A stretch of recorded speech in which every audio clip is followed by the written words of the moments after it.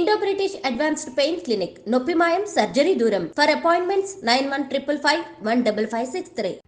Big breaking ఇది.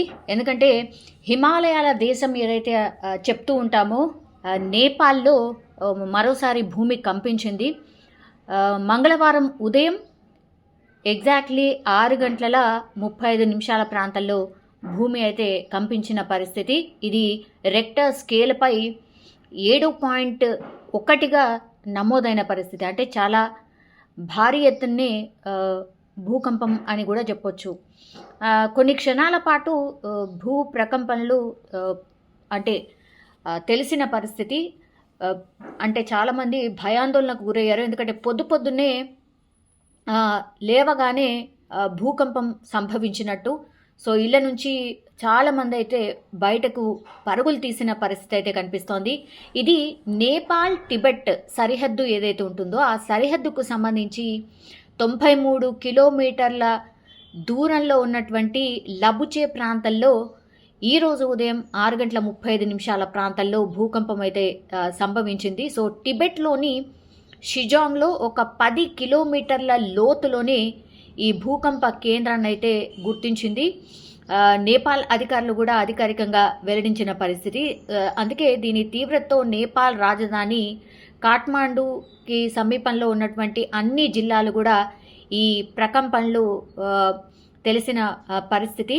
And ఈ ప్రకంపనల ప్రభావం అయితే భారత్లో ఎస్పెషల్లీ ఉత్తరాది రాష్ట్రాలపై కూడా కనిపించింది. అంటే ఢిల్లీ, ఎన్సీఆర్ కావచ్చు, పశ్చిమ బెంగాల్, బీహార్తో సహా కొన్ని ప్రాంతాల్లో కూడా ఈ భూమి కంపించినట్టు సమాచారం అయితే అందుతోంది. అండ్ చైనా, భూటాన్, బంగ్లాదేశ్లో పలు ప్రాంతాల్లో కూడా ఈ ప్రకంపనలు సంభవించాయి. బికాజ్ ఇవన్నీ కూడా బార్డర్స్. సో పూర్తిగా భారత్తో సహా చైనా, భూటాన్ అండ్ బంగ్లాదేశ్ కూడా ఈ భూ ప్రకంపనలు సంభవించిన పరిస్థితి అయితే కనిపిస్తోంది. యాక్చువల్లీ నేపాల్లో తరచూ ఇట్లాంటి భారీ భూకంపాలు అయితే సంభవిస్తూనే ఉంటాయి.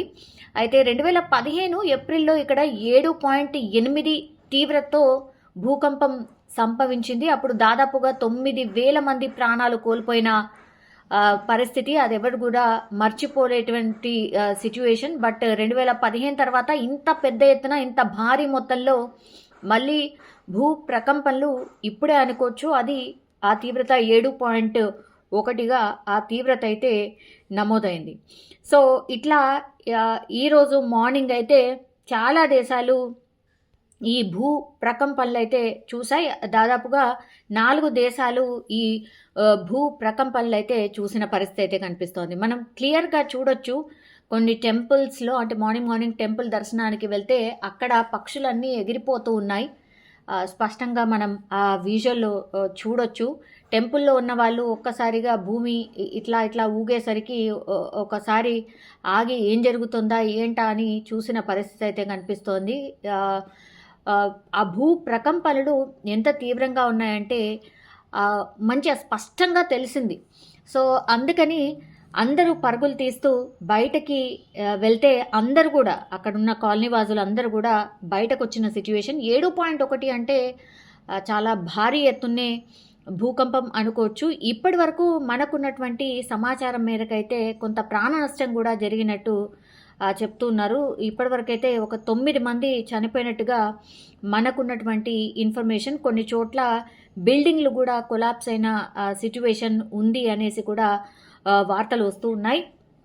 ఎగ్జాక్ట్లీ ఎంత నష్టం జరిగింది ఏంటి అనేది తెలిసే అవకాశం ఉంటుంది మరి కాసేపట్లో. కానీ స్పష్టంగా ఈ భూ ప్రకంపనలు అయితే కనిపించాయి. ఎస్పెషల్లీ నేపాల్ టిబెట్లో మాత్రం పెద్ద ఎత్తున భూమి కంపించిన విజువల్స్ ఇప్పుడిప్పుడే మనకు బయటకు వస్తున్న పరిస్థితి. ఒకటి, ఎవరెస్ట్కి సంబంధించిన హోటల్ దగ్గర చాలామంది అంటే టూరిస్టులు ఎవరైతే వచ్చి బస చేస్తూ ఉంటారో ఆ హోటల్లో ఒక్కసారిగా ఊగిపోతుంది హోటల్. సో బయటికి పరుగులు తీస్తూ ఉన్నారు. ఆ విజువల్లో మనం స్పష్టంగా చూడొచ్చు ఎంత ఎక్కువగా భూమి కంపించింది అనేసి. సో కొండ ప్రాంతాలు ఇవన్నీ కూడా ఎక్కువగా ఉంటాయి. అట్లాంటి ప్రాంతాల్లో ఇట్లాంటి భూకంపాలు వచ్చినప్పుడు కొంత ప్రాణ నష్టం కూడా ఎక్కువగా జరిగే అవకాశం అయితే ఉంటుంది. ఇప్పుడైతే కొన్ని చోట్ల అంటే పాత బిల్డింగ్స్ ఏవైతే ఉంటాయో అండ్ ఈ భూకంప కేంద్రం ఎక్కడైతే తీవ్రత చూపించిందో అక్కడ కొన్ని బిల్డింగ్స్ కొలాప్స్ అయినటువంటి వార్తలు వస్తున్నాయి. యాజ్ వెల్ యాజ్ ఒక 9 మంది చనిపోయినట్టుగా కూడా ఇప్పటి వరకు మనకు అందుతున్నటువంటి సమాచారం అయితే ఉంది. అయితే రీజన్స్ ఏంటి అనేది మరి కాసేపట్లో తెలిసే అవకాశం అయితే ఉంటుంది. కానీ ఒక్కసారిగా మార్నింగ్ అవర్స్లో భూమి కంపించడంతో అందరూ కూడా బయటికి పరుగులు తీసిన పరిస్థితి. అండ్ దీని తీవ్రత కూడా చాలా ఎక్కువగా ఉంది. 7.1 అంటే చాలా ఎక్కువగా తీవ్రత నమోదైంది.